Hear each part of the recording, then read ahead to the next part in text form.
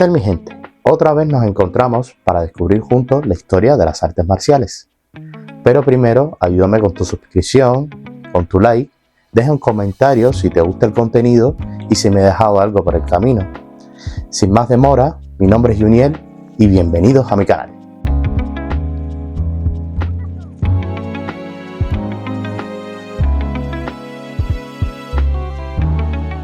Otra vez les traigo el extracto del libro de Choques como fuente histórica, que lo recomiendo 100%.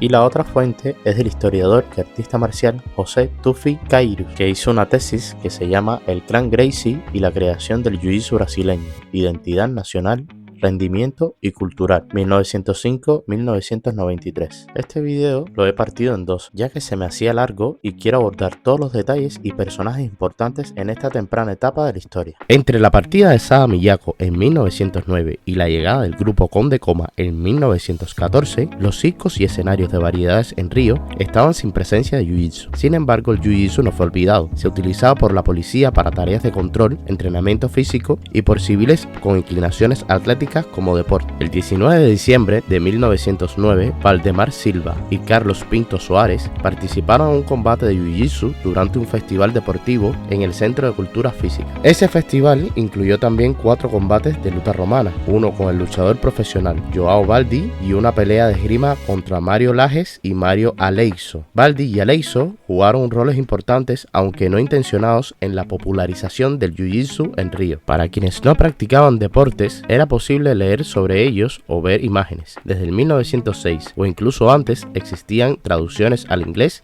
y francés de libros sobre Jiu-Jitsu, y las imágenes de este arte marcial se mostraban en pantalla del cine. En agosto de 1912, una nueva traducción de esos libros de Irving Hancock estaba a la venta en las librerías de Río. Las fotografías del libro mostraban claramente las posiciones más difíciles, facilitando su estudio. Es probable que algunos de los entusiastas del Jiu-Jitsu, incluso aquellos que afirmaban dominar sus secretos, adquirieran sus conocimientos a través de estos libros y otros recursos. Sin embargo, también adoptaron clichés y malentendidos sobre el arte.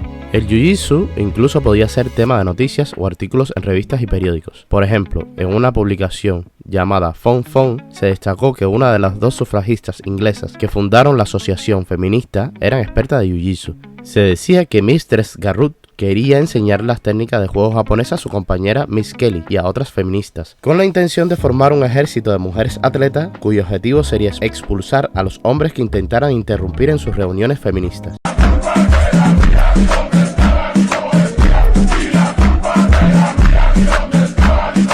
Se alegaba que Mistress Garrut había lanzado al suelo a un hombre de casi 6 pies de altura. En enero de 1912, la Gaceta de Noticias invitó a diversas autoridades y expertos a opinar sobre cuál deporte era el más difícil. El deportista Mauricio Guillard afirmó que el Jiu-Jitsu era más difícil porque desarrollaba todos los músculos, además que cultivaba la sangre fría y la calma bajo presión. Mencionó a Taro Miyake, Raku Uenichi, Yuki Otani como practicantes ejemplares y concluyó con una reflexión que sigue siendo válida para hoy. Todos los deportes son igualmente de buenos. El gran error es no practicar ninguno. La lucha romana seguía siendo popular como deporte profesional y también había un creciente interés en la lucha libre. Mario Aleiso enseñaba Jiu-Jitsu antes y después del Conde Coma llegar a Brasil. También mezcló Jiu-Jitsu con el boxeo y el capoeiraje para formar su propio estilo original, que según era superior y más eficaz que cualquiera de esas 3 fuentes. Mario Aleiso era un esgrimista que abrió un programa de esgrima y Jiu-Jitsu en Río de Janeiro, en el club de regatas Boqueirão do Paseiros, el 8 de septiembre de 1914. Sin embargo, había estado enseñando desde 1913 en los suburbios de la zona norte. En el centro, según Fabio Kio Takao, Mario Aleiso también le enseñó a las fuerzas de seguridad y la policía en Río. Fabio Kio Takao es un practicante y cinturón negro de Jiu-Jitsu brasileño e historiador en Brasil. Como todos sabían, Mario Aleiso era uno de los exponentes más conocedores de la esgrima y el Jiu-Jitsu en Brasil. Sin duda, los estudiantes estarían en buenas manos. Con su experiencia en esgrima, probablemente era inevitable que eventualmente intentara sintetizar los 2 juegos. Entre el ascenso y la caída de Mario Aleiso, hubo otro maestro de Jiu-Jitsu. Su nombre era Mitsuyo Maeda, mejor conocido en Brasil como el Conde Coma. El Conde Coma hizo sus primeras apariciones en los escenarios de programas de variedades de Sao Paulo, un año y medio antes de Mario Aleiso comenzara a dar Jiu-Jitsu en Río. Coma llegó a Río en abril de 1915 y se fue en mayo. Su presencia fue impresionante pero breve. Mario Aleixo mantuvo un perfil más bajo, pero fue un fijo, no iba a ninguna parte. Mario cambió su enfoque al capoeiraje, pero siguió siendo reconocido como maestro de Jiu-Jitsu en Río, al menos hasta diciembre de 1931. Según Fabio Kyo Takao, dice que Mario Aleixo fue en realidad alumno del japonés Sada Miyako, el cual aprendió Jiu-Jitsu en un curso que este impartió. El miércoles 23 de septiembre de 1914, los habitantes de Sao Paulo fueron informados que pronto llegaría el campeón mundial Conde Koma y su famosa tropa de luchadores de Jiu-Jitsu japonés. A esto siguió una nota en la que explicaba que el Jiu-Jitsu es absolutamente diferente y muy distinto de cualquier otra forma de lucha, y que es el verdadero arte de la defensa personal y la cultura física en Japón. Los miembros de la compañía Koma no fueron identificados por sus nombres, sino en función de los resultados de los combates que tuvieron lugar durante las aproximadamente 3 semanas de su compromiso. Entre ellos eran el propio Koma, Satake, Okura, Matsura y Akiyama. El Conde Koma y su tropa hicieron su primera aparición en el Teatro de Variedades de Pascual Segreto en el lago Pacaembu en Sao Paulo el viernes 25 de septiembre. Compartieron cartel con un grupo de cantantes femeninas internacionales, un equipo de comedia italiano llamado Les Valieres y la gran atracción de la época, el atleta mundial Mr. Galant. El Conde Koma ahora estaba en Sao Paulo. Traerlo a Río era el siguiente paso lógico. Casualmente Segreto finalmente conseguiría a Raku para sus etapas. Raku se unió a la compañía de Koma en Río. El debut de la compañía Koma fue un éxito asombroso, pero tuvieron una dura competencia. En la noche de su debut y todas las noches, los paulistas tuvieron abundantes opciones de entretenimiento. Si no les interesaban las peleas, podían ir a ver la ópera o el teatro.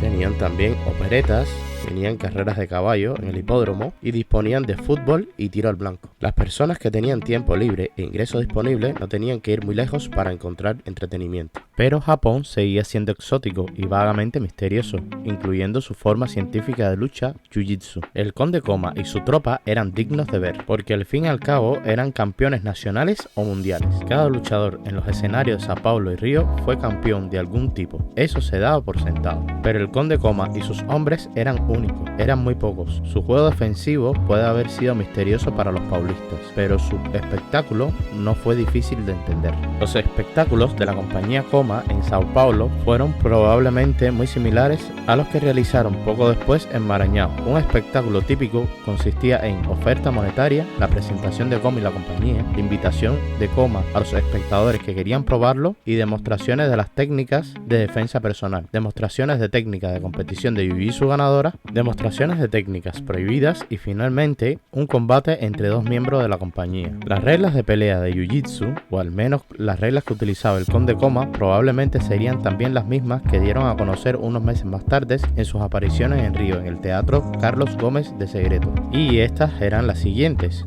Los luchadores deberían estar limpios y cortarse de las uñas de las manos y de los pies. Deben llevar kimono proporcionado por el Conde Koma. Se prohibieron morder, arañar, dar cabezazos y puñetazos. Al usar el pie, se debe usar la parte curva en lugar de la parte puntiaguda.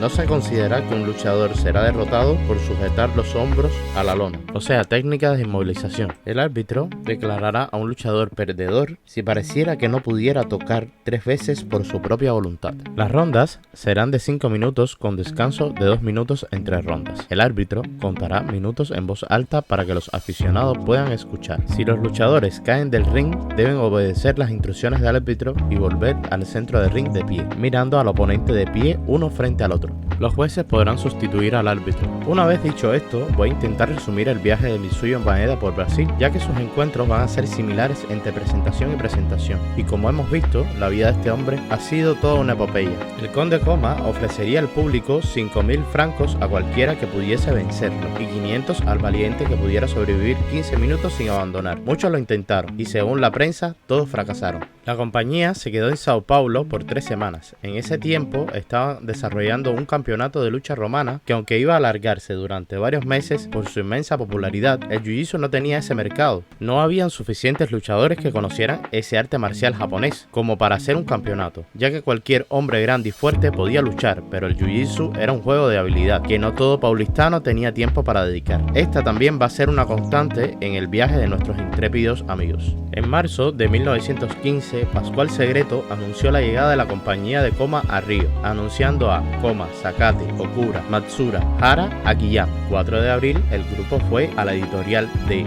A Época y Correira da Mañana y la composición era diferente. Coma, Sakate, Okura, Shimizu y Raku. Matsura y Hara habían desaparecido y Akiyama fue a la Argentina. No hubo una presentación hasta el 1 de mayo. Día del trabajo, amigo malo trabajador. Al no haber luchadores de jiu-jitsu profesionales en Brasil en esos momentos, la compañía debía enfrentarse entre ellos mismos. Y al no haber instructores verdaderamente capacitados, ellos mismos hacían de árbitros. Y al ser amigos, podemos imaginarnos cómo eran las peleas. Casi siempre terminaban en empate y al segundo o al tercer encuentro era cuando desempataban. Para colmo, eran todos japoneses. Brasil para ese momento tenía varias colonias de distintos países y muchos de ellos se enfrentaban en las luchas y a veces algunos tenían roles de héroe y de villano, lo cual la multitud sabía a quién apoyar y a quién odiar en un espectáculo. Pero la presentación de Jiu-Jitsu era demasiado monótona. Jiu-Jitsu contra la lucha grecorromana. El campeón de Jiu-Jitsu de México, Raku, se enfrentó al representante de la lucha romana, Goldberg, el martes 4 de mayo de 1915. El conde Coma fue el árbitro. Esta fue la primera vez que el público pudo presenciar una lucha de estilo contra estilo, comentó el periódico. Parece que olvidó la pelea de Siriaco, ganando Raku en el tercer round con una guillotina. Satake también luchó contra otro luchador de 90 kilos, Matušević, el 5 de mayo, aunque este no fue estilo contra estilo, sino estilista contra estilista. Además de la diferencia evidente de peso, parecía también que fue una lucha de jiu-jitsu, porque Matušević llevaba kimono. Para sorpresa del público, gana Satake. Fue una lucha entre la fuerza bruta y la agilidad. El 10 de mayo tuvo el primer encuentro entre aficionados de jiu-jitsu y el conde Coma. Paulo Giola dio el paso al frente, aunque no se sabe a ciencia cierta si estos aficionados tuviesen realmente un background de jiu-jitsu, y si así fue, debió ser difícil encontrar a gente con este conocimiento. Aunque intentó sobrevivir para llevarse los 500 francos, esta noche se fue solo con las manos vacías. Como curiosidad, el 15 de mayo, Coma, en una presentación y sabiendo que el capoeirista famoso Rafael Goltius estaba en la sala, se salió del guión y lo desafió delante de todos. Parecía que iba a ser otro Siriaco, se preguntó el periodista. Este aceptó, pero pidió 8 días para prepararse. No hay registro que este combate se llevara a cabo, porque al poco tiempo la tropa salió de Río.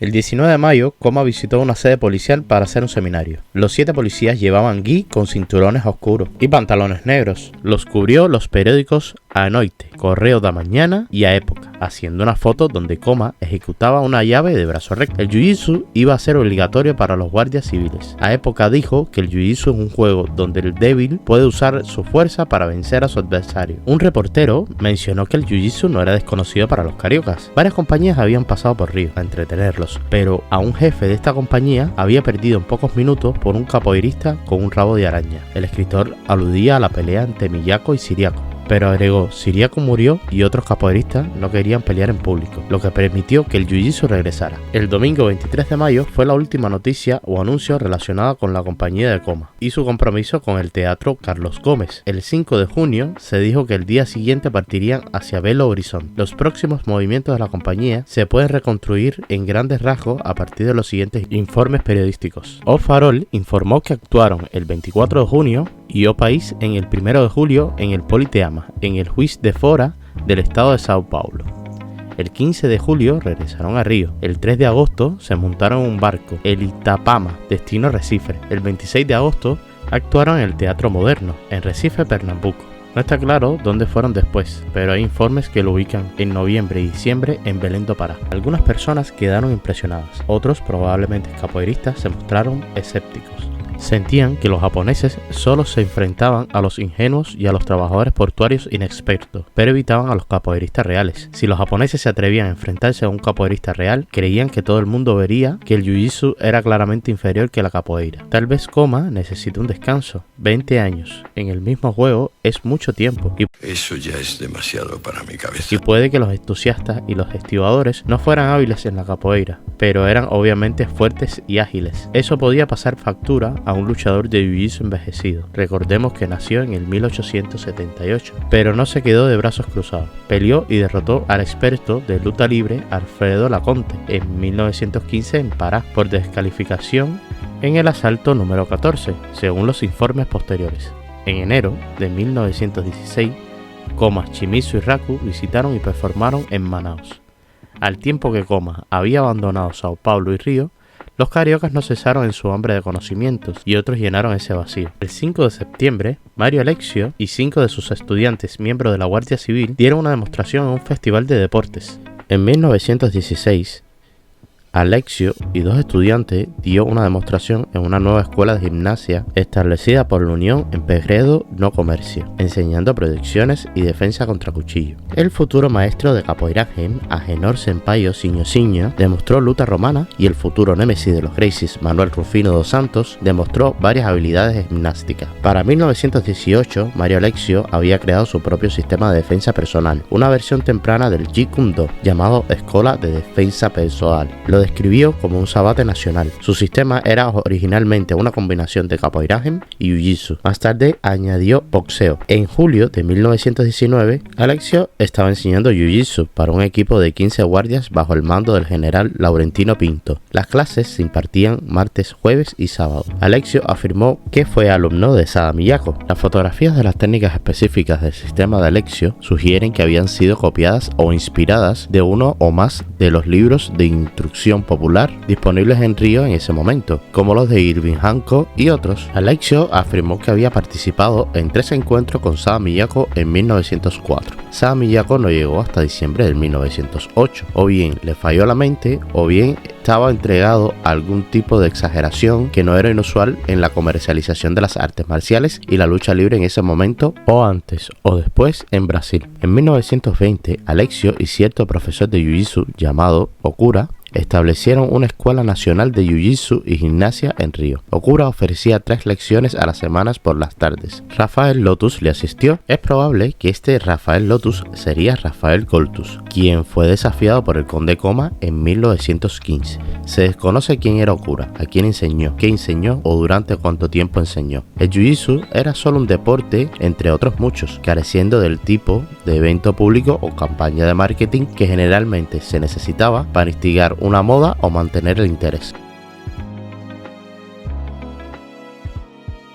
En octubre de 1915, el periódico For Lado Norte anunció las atracciones vodevil que habían llegado recientemente a Belém, la capital del estado de Pará, en la Amazonía brasileña. Los eventos estaban programados para llevarse a cabo en una versión local de Moulin Rouge parisino, llamado el Bar Parense. Se promovieron artistas extranjeros, prometiendo una gran emoción para entretener a la élite cosmopolita que vivía en la frontera de Brasil durante el auge del caucho. Entre las actuaciones de artistas italianos, franceses y estadounidenses, destacó una tropa de artistas marciales. Eran los japoneses que realizaban jiu-jitsu y desafiantemente ofrecieron 5.000 francos a cualquiera que fuera capaz de vencerlos. El espectáculo fue promovido con gran estilo al tener a los japoneses desfilando con sus trajes de jiu-jitsu en los bulevares haussmannianos durante el apogeo del boom del caucho. La temporada fue un gran éxito. La prensa local quedó impresionada con la fisionomía japonesa y acuñó en el epíteto Hércules nipón para describirlos. En consonancia con las presentaciones de artes marciales al estilo vaudeville de la época, reservaron parte del espectáculo para que los aficionados lucharan contra los profesionales por un premio de dinero previamente estipulado. Luchadores, trabajadores, tipos duros e incluso vagabundos se sintieron atraídos por la posibilidad de ganar dinero en tiempos de recesión económica. Entre los candidatos, uno en particular generó bastante expectativa. Su apodo era Pie de Bola, y era un luchador callejero y capoeirista local. Se volvió infame a lo largo de los años en la pobre periferia de Belém por su rudeza. También fue un matón de Antonio Lemos, un jefe político caído y derrocado por una turba enfurecida en 1912. La emoción causada por el inminente enfrentamiento entre el jiu-jitsu japonés y la capoeira afro-brasileña hizo que el público olvidara temporalmente la mala reputación de Pie de Bola como matón de un antiguo jefe político local. La prensa y el público cerraron filas patrióticamente detrás de un hombre que hacía tiempo representó la política anticuada y fue equiparada con la nación en oposición a las fuerzas extranjeras.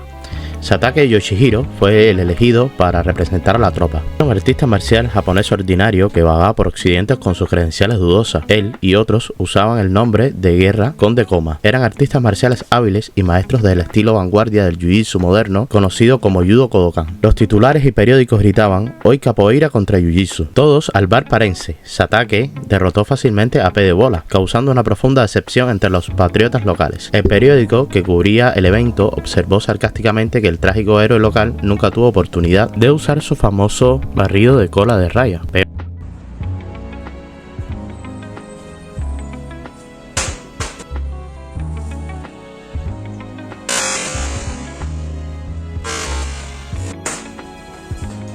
Peor aún, ni siquiera intentó una simple rasteira, barrido de pie, una técnica básica utilizada por cualquier niño en las calles. Uno podría sentirse tentado a imaginar que entre aquellos que se habían congregado para ver la pelea estaba el dueño de un circo local y manager de luchadores extranjeros. Su nombre era Gustavo Gracie. Como veremos más adelante, él era un vástago de una familia aristocrática escocesa brasileña de Río de Janeiro, hijo de un antiguo propietario de esclavos, pero también cosmopolita, sofisticado y bien educado. Él, al igual que los japoneses, se sintió atraído por las riquezas y el auge del caucho en el Amazonas. Si él estaba allí, habría estado complacido de presenciar el triunfo japonés. Había estado entre ellos que participaron activamente en el violento derrocamiento del patrocinador político de Pedebola, un periodista que cubría el evento y que había apoyado firmemente al capoeirista. Antes de la pelea escribió una disculpa pública. El periodista admitió que él, como la mayoría de los brasileños de su rango social, ingenuamente cayó bajo el hechizo de esta capoeira callejera, pero concluyó aliviado. Afortunadamente, no todos los brasileños creían en ello. La victoria del japonés contra la capoeira ayudó a explicar por qué el Jiu-Jitsu ganó adeptos en el Amazonas más fácilmente durante la efímera introducción en Río de Janeiro. Sin embargo, además del símbolo del nacionalismo siendo derrotado por tendencias importadas, otro factor hizo que la experiencia del Jiu-Jitsu en el Amazonas fuera única: su continuación a través de un linaje local de artistas marciales, los escoceses brasileños Gracies. Concurrentemente con sus actuaciones en el escenario, Maeda abrió su primera escuela de Jiu-Jitsu en el Teatro Moderno en 1915.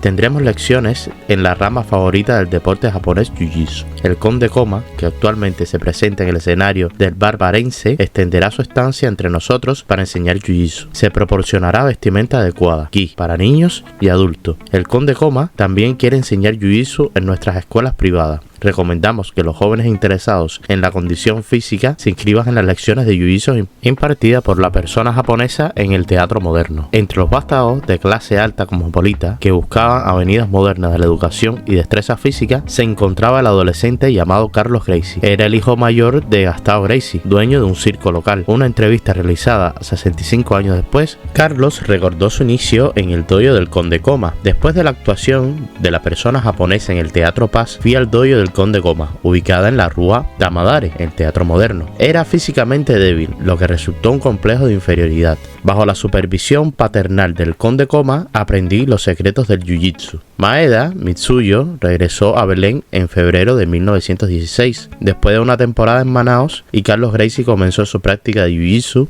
en el dojo establecido en las instalaciones del Teatro Moderno. Junto con el teatro y cines creados para entretener a la emergente burguesía del Amazonas, los circos llenaban sus carpas al presentar espectáculos de tipo de deportes de sangre. Ciudades en la región como Manaos y Belén aún mantenían gran parte de su atmósfera de ciudades en auge, lo que hacía que las actuaciones violentas fueran atractivas para el público que buscaba emociones fuertes en la frontera de Brasil. Gustavo se convirtió en socio del circo americano y gerente del luchador italiano-argentino Alfredo Laconte en 1916. Los caminos de Maeda y Gracie se cruzaron porque Laconte luchó y derrotó al japonés en dos ocasiones. Primero, en diciembre de 1916, derrotó a Sadakazu en Manaus y en pocas semanas derrotó a Shimizu en Belén. En ambas ocasiones, Gracie manipuló astutamente los combates, cambiando las reglas preestablecidas y proclamando ganadores bajo arbitraje sospechoso. En Manaus y Belén, Laconte no solo se negó a usar gi, sino que también cubrió su cuerpo con grasa y siempre que se encontraba acorralado se escapaba del ring. Además, ganó 2 veces utilizando una estrategia idéntica, inmovilizando brevemente al jugador japonés. El árbitro, sin esperar el sujeción de 30 segundos previamente establecido, declaró al luchador de Gracie como ganador. A diferencia de los teatros orientados a la familia,